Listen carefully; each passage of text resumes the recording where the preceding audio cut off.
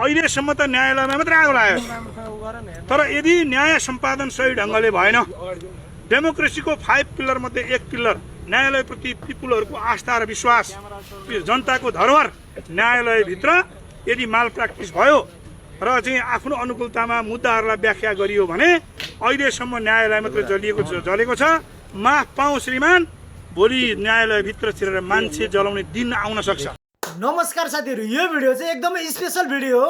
त्यही भएर चाहिँ सबै साथीहरुले यो भिडियोलाई रिपोस्ट गर्दै सक्दो भन्दा सक्दो शेयर गरेर सपोर्ट दिनु होला है।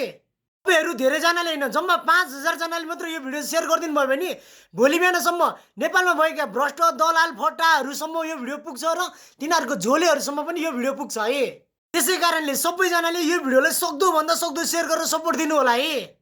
नेपाली कांग्रेसका जिउँदा नेता बीपीका सच्चा अनुयायी डाक्टर सुनिल शर्मा उहाँ चाहिँ अहिले 3 करोड नेपाली जनताको ढुकढुकी हुनुहुन्छ। 3 करोड नेपाली जनताले डाक्टर सुनिल शर्माबाट धेरै भन्दा धेरै आश गरेका छन्।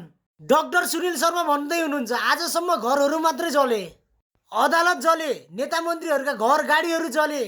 यसै गरी पुराना दलका भ्रष्ट नेताहरूले यसै गरी पुलिस प्रशासन अदालत कानुनी सम्पूर्ण कुराहरू आफ्नो बसमा पारे भने अन्याय अत्याचार देशमा भ्रष्टाचार गर्दै जाने हो भने नेपाली जनताले घर घरमा पसेर अदालतमा पसेर मान्छे जलाउने काम गर्छन् भनेर डाक्टर सुनिल शर्माले भन्नुभयो। उहाँले भन्नुभएको कुरा एकदम सही हो। एमाले कांग्रेस माओवादीका अन्याय अत्याचार भ्रष्टाचार रोकिएन भने यसै गरी देश र जनतालाई अन्याय अत्याचार गर्दै जाने हो भने फेरि एक दिन 3 करोड नेपाली जनता बर्खाको झरी जस्तै गरी सडकमा उत्रिने हो भने नेता मन्त्रीहरू हेलिकप्टर चढेर भाग्न भ्याउँदैनन्, तिनका परिवारहरू भाग्न भ्याउँदैनन्, तिनका आसेपासे झोलेहरू तिनले भर्ती गरेका वकिलहरू कोही पनि देशबाट भाग्न पाउँदैन। मौका आउँछ पर्खिँदैन, बगेको खोला फर्किँदैन। नेपाली जनताले फेरि पनि त्यसै गरी चान्स कहिले पनि दिँदैन, याद राखी हुन्छ।